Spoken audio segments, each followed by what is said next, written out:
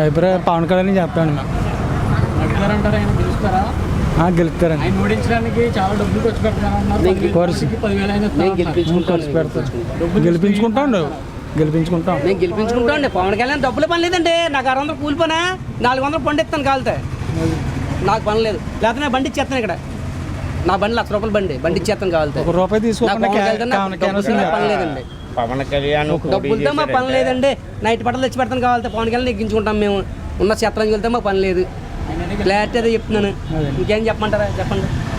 అది ఇప్పుడు టీడీపీ చూడొచ్చు, లేకపోతే ముందు చిరంజీవి పోటీ చేసినప్పుడు బలమైన నాయకులు వర్మ గారు కానీ ముద్రగడ్డ పద్మనాభం కానీ, ముద్రగడ్డ పద్మనాభం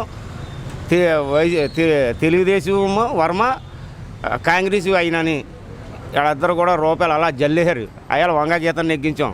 ఎందుకంటే ఇదంతా కాపుల ఏరియా. ఎవరు వచ్చినా ఏం పని అవ్వదు. ముందైతే ఏదో ఒక సాయంచి కదా, ఇతను ఏం చేస్తాడో వాళ్ళ తండ్రి చేశాడు కదా అని ఆలోచించి చేశారు తప్ప ఇప్పుడు పవన్ కళ్యాణ్ వదులుకోనక ఎవ్వడం లేదు. ఒక్క ఛాన్స్ చేస్తే గోతులో పడిచారు. ఒక్క ఛాన్స్ ఇవ్వడం వల్ల మేము రైతుగా అన్ని రకాలుగా పాడైపోయాం. ఏంటంటే మా భూములు మాకు హక్కు ఉన్నాయో లేవో తెలియదు. నా పట్ట, నా తండ్రి సంపాదించిన పట్ట నాకు హక్కు లేదు. నా ఇల్లుకి జగన్మోహన్ రెడ్డి వాళ్ళ బాబు ఇచ్చాడండి లోను, ఆడొచ్చి కట్టమన్నాడండి.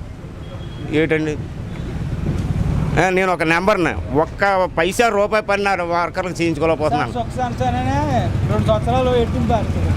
ఏమున్నదండి. లాస్ట్ ఫైనల్ చెప్పమంటారా మీకు? పవన్ కళ్యాణ్ రాకపోతే పీక్ కోసుకుంటాం మేము. క్లారిటీ. సినిమా థియేటర్ గట్ట కాదండి. మాకు అన్నం పెట్టకపోయినా పర్లేదు. మాకు మా నాయకుడు రావాలి. ఎందుకు రమ్మన్నా చెప్పమంటారా? మా గురించి కాదండి, యూత్ బాగుండాలి. ఎందుకంటే యూత్ అంటే మీరు కుర్రలు బాగుండాలి. మాకు పని లేదు, మా ఊసి అయిపోయింది. ఇక్కడ కుర్రలకి లైఫ్ ఉండాలండి. నేను పవన్ వస్తే మటుకి, పవన్ వస్తే మటుకి ప్రశ్నించినా సరిపోతుంది. అసెంబ్లీకి వెళ్తే సరిపోతుందండి. సీఎం వద్దు మాకు. ప్రశ్న సరిపోతుంది. ప్రశ్నించడానికి ఎవడున్నాడు సార్? ప్రశ్నించి ఎవడున్నాడు చెప్పండి. నీకు లక్ష ఇస్తాం, వెళ్తావు నువ్వు? వెళ్ళావు. మాకు డబ్బులతో పని లేదు. ఆయన సినిమా షూటింగ్ డబ్బులు అన్నీ అందులో ఖర్చు పెడుతున్నాడు. నాకు 600 కూలిపోయి 400 నేను ఖర్చు పెడతాను, పండుతాను. నేను కావాలితే వచ్చిన నుంచి ఇచ్చేస్తాను, నాకు డేట్ పెట్టుకుని ఇచ్చేస్తాను. నేను నాకు పని లేదు. 200 ఖర్చు పెట్టుకుంటాను. చాలు, ఇంకేం లేదు. ఇంకా ఇక్కడ కుమారపురాన్ని ఒక తమ్మి చెరువు అని ఒక పెద్ద చెరువు ఉందండి. ఆ చెరువు మట్టి ఇక్కడ ఉన్న తానికలకు గుప్పుడు మట్టి వేయలేదండి. వైసీపీ వాళ్ళు మాపులు పెద్ద పెద్ద లారీలు తెచ్చి ఇక్కడ ఊరుని ఎవ్వరు కూడా నిర్వహించేవారు కదండి. వేయలేదండి. ఆ మట్టి అంతా తోలిపోయారు.